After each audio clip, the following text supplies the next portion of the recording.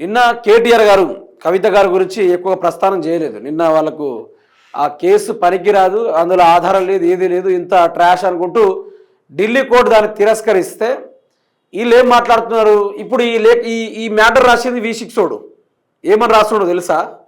అసలు BRS party ఖతం కావడానికి, బీఆర్ఎస్ పార్టీ అధికారం కూలిపోవడానికి గల కారణం ఈ యొక్క లిక్కర్ స్కామే కవితని అనుకుంటూ రాస్తా ఉన్నాడు. ఏం రాతలు రా ఇది నాకు అర్థం కాదు.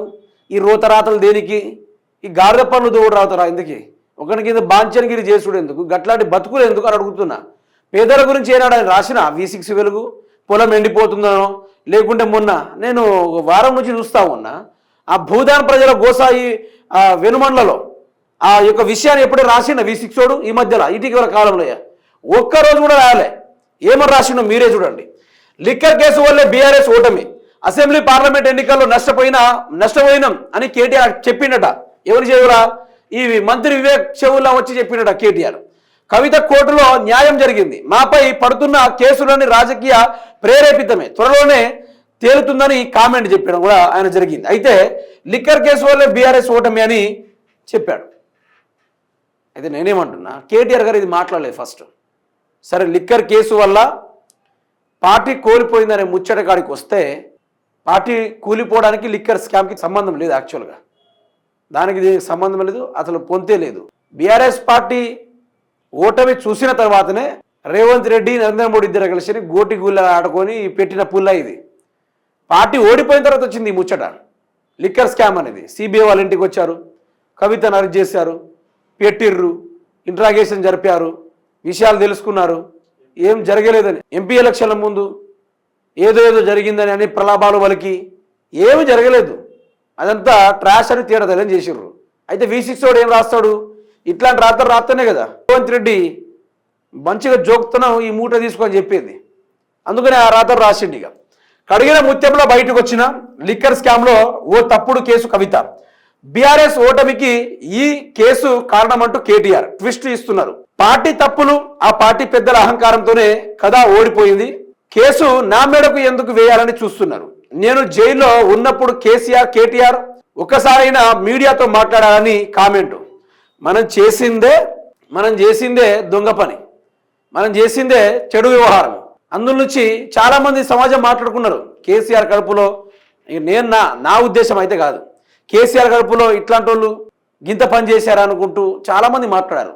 అందులోనూ కవిత గారు ఈ మధ్యగా ఈ స్క్రిప్ట్ కూడా రేవంత్ రెడ్డి రాసిచ్చిందే. కేటీఆర్ గారు కానీ కేసీఆర్ గారు కానీ బ్యాక్ బోన్గా ఉండి ఆవిడ గారికి తొందరగా బెయిల్ వచ్చేటట్టు చేశారు, లేకపోతే కవిత బయటకు వచ్చేది కాదు. గిన్ని చేసిన తర్వాత రేవంత్ రెడ్డి సాయంత్రానికి ట్వీట్ చేసిండు, కథం గిట్లా చెప్పంటే కథం అది వచ్చి ఈ పేపర్లో వేయించారు అన్నమాట. ఇక వాళ్ళ వ్యవహారం ఏందో విచిత్రం. కానీ ఇక కేసీఆర్ ముచ్చట చూసుకుంటే సత్యమే గెలిచింది, నేను కట్టని ఇమాందార్ అని రుజువైంది. కోర్టు బయట మీడియా ముందు కేజ్రీవాల్ కంటతడి, ఆప్ నేతలను వేధించారంటూ భావోద్వేగం, వాటిని మౌనంగా భరించానన్న ఢిల్లీ మాజీ సీఎం. అయితే కేజ్రీవాల్ ఎంత ఏడ్చాడో దానికి అంతకంతకన్ను మళ్ళీ పగ తీర్చుకుంటాడా? వాళ్ళ కార్యకర్తలను ఇబ్బంది పెట్టాడు, ఆప్ కార్యకర్తలను ఇబ్బంది పెట్టి, పార్టీ నేతలను ఇబ్బంది పెట్టి, ఇబ్బందులకు గురి చేసే కార్యక్రమాల దిశగా బీజేపీ ప్రభుత్వం బాగానే ప్రయత్నాలు చేసింది.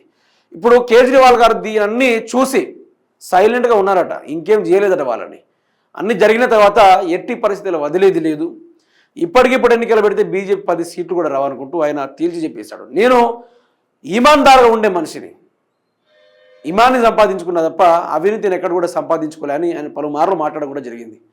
సరే, అవినీతి చేసి ఉండుంటే ఈరోజు ఈడీ ఉంది, సిబిఐ ఉంది, ఆ యొక్క వేరే వేరే రాష్ట్రాల ఆ విజిలెన్స్ ఉంటుంది, ఢిల్లీలో ఉంటే ఢిల్లీ విజిలెన్స్ ఉంటుంది, వాటి ద్వారా అయినా కొన్ని అక్రమాలు ఎవిడెన్స్ బయట పెట్టాలి కదా. అదేది బయట పెట్టలే, ఎందుకంటే లేదు కాబట్టి. ఒకటే అర్థం కావాలి మీకు, గోడి మీడియాని అడ్డు పెట్టుకొని నరేంద్ర మోడీ రాజ్యాన్ని నడిపిస్తూ ఉన్నాడు. ఇంకెన్ని రోజులు?